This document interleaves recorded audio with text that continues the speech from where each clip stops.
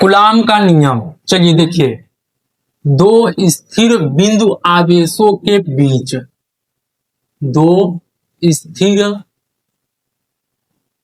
बिंदु आवेशों के बीच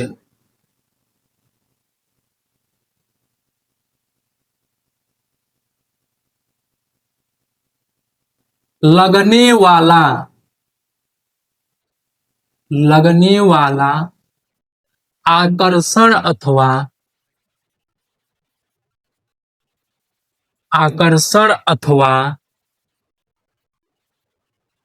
प्रतिकर्षण बल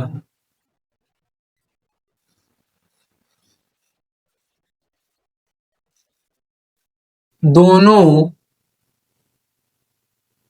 आवेशों के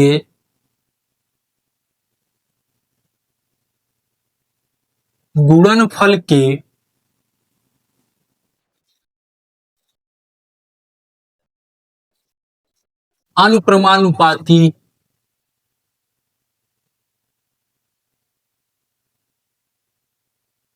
अनुक्रमानुपाती तथा उनके बीच की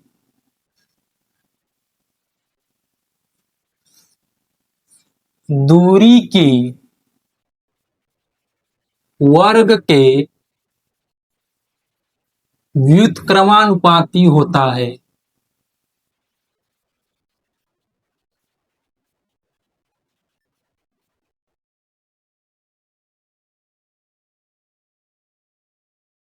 चलिए देखिए, कूलाम का नियम। दो स्थिर बिंदु आवेशों के बीच लगने वाला आकर्षण अथवा प्रतिकर्षण बल दोनों आवेशों के गुणनफल के अनुक्रमानुपाती तथा उनके बीच की दूरी के वर्ग के व्युत्क्रमानुपाती होता है। चलिए मान लीजिए दो स्थिर बिंदु आवेश ए और बी हैं।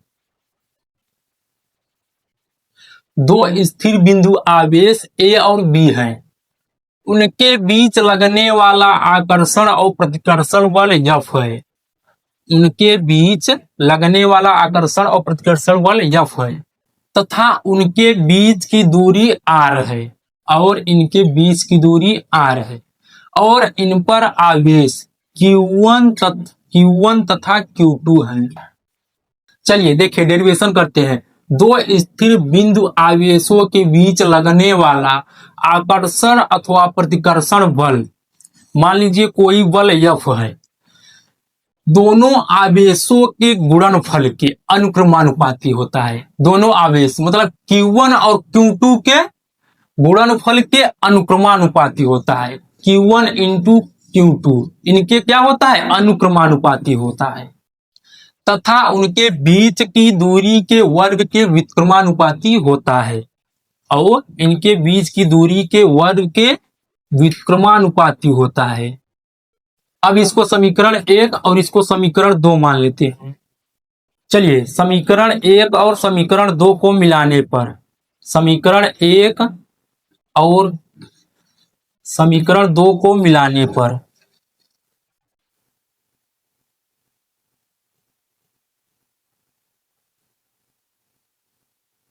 चलिए देखिए, जब हम समीकरण 1 और समीकरण 2 को मिलाएंगे तो क्या प्राप्त होगा?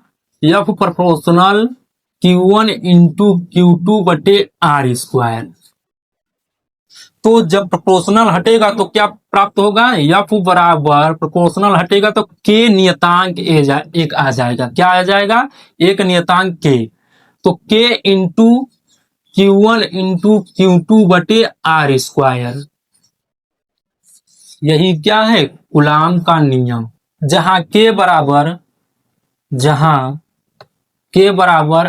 1/4 पाई एप्सिलॉन नॉट और 1/4 पाई एप्सिलॉन नॉट बराबर 9 इंटू 10⁹ न्यूटन मीटर स्क्वायर प्रति कूलाम स्क्वायर